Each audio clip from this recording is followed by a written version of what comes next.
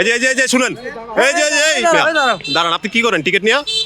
ও আমাদের দেখি হাতে কি দেখি। এই যে পুলিশে ধরাই দিব, একদম পুলিশে ধরাই দিব। একদম দাঁড়াই কথা বলবেন, নাইলে পুলিশে ধরাই দিব। হাতে কি দেখি? 400 টাকা তো টিকিট দিয়ে আপনি আবার 700 টাকা নিয়ে নিচ্ছেন। এই যে দাঁড়ান, এই যে শুনেন, দাঁড়াইলে এই যে পালাইলে পুলিশে, একদম সোজা পুলিশ। আপনি কথা বললে কথা বলবেন, নাইলে পুলিশে। এদিকে দাঁড়ান, শুনেন, আপনি এত টিকিট কই পাইছেন? এত টিকিট 4 জনের ভাই, 4টা ভাই, 4 জনের 4টা ভাই।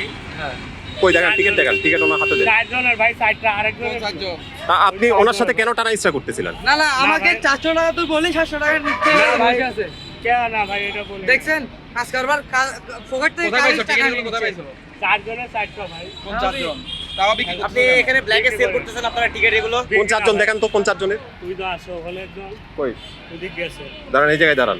তা আপনার সাথে কি কথা হইছে ভাই? আমার সাথে উনি বলছে 800 করি, আমি বলছি আমি 400 করে দিব। বলতে আমি টাকা নিয়ে আসেন, টাকা আনছি, টাকা হাতে রাখছে, রাস্তা আবার টিকিট খালি নিয়ে চলে যাচ্ছে। না ভাই, দেখছেন কাজ করবার? এটা কতদিন ধরে করতেছেন? সত্যি কথা বলবেন, নাইলে পুলিশ তুলে দিব একদম। আমার কোনো ইয়া নাই, আপনি আমার চিনেন নাই। এবার পুলিশে এমন জায়গায় পাঠাবো যেখান থেকে বাড়ি পারবেন না। আমি সাবুরের লোক ভাই, আমরা তো এই ব্যবসা করি না। কিসের লোক?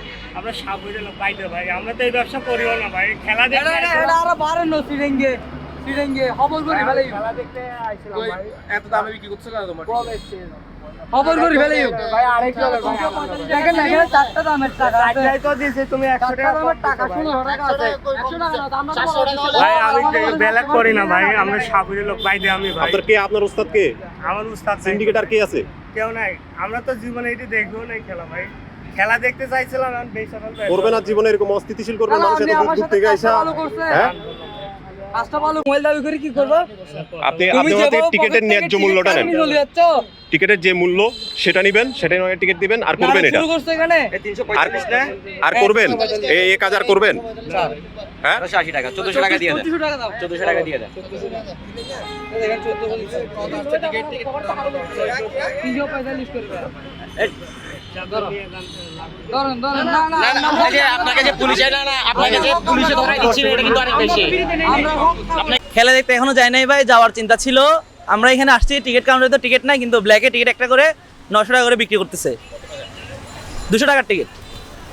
এখানে আমাদের আমরা জানি যে সেনাবাহিনী কাজ করলে কাজ করে না, কিন্তু সেনাবাহিনীর কোনো তৎপরতা আমরা দেখতে পাচ্ছি না।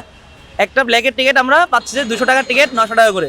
এখানে সেনাবাহিনী কি করতেছে বা পুলিশ কি করতেছে আমরা এখনো এগুলা সম্পূর্ণ জানি না। সেনাবাহিনীর সামনে হিজড়ারা টিকিট বিক্রি করতেছে, সেনাবাহিনী তাদেরকে ছেড়ে দিচ্ছে, সাধারণ মানুষকে ধরে ধরে হয়রানি করতেছে, চেক করতেছে।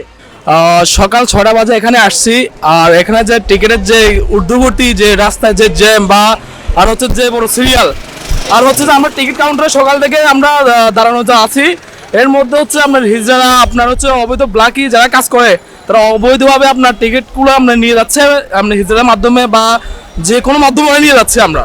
তো আমরা এই বিষয়টা আমরা সেনাবাহিনী বা পুলিশকে আমরা এটা ইনফর্ম জানালেও ওরা এটা কোনো নজরে নিচ্ছে না। ঠিক আছে, আপনার ওই যে একটা কথা আছে না, কেমত নমুনা, আমি কিন্তু মানি না। গুণাগার দুযুগ হবে সে কথা তো শুনি না।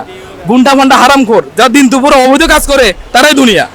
কিন্তু আমরা সাধারণ ভুক্তভোগীগুলো কিন্তু কি আমরা ওদের কাছে যাইতে মানে ইনফর্ম জানালেও তারা এখন গ্রাহ্য দিচ্ছে না, কোনো মূল্যায়নও দিচ্ছে না আমাদেরকে। আজকে আমার মনে হয় না যে বড় সিরিয়াল বিরক্ত হয়ে আমি লাইন থেকে বাইরে হয়ে গেছি। আমার মনে হয় না খেলা দেখা হবে, বাইরে চলে যাব, দেখি না আর কোনো কি করা যায় একটু কি। এখানে ভাই সিন্ডিকেট ছিল, আমরা অনেক ভোগান্তিতে আছি। এখানে আসলাম অনেক আগে, এখনো টিকিট পাচ্ছি না।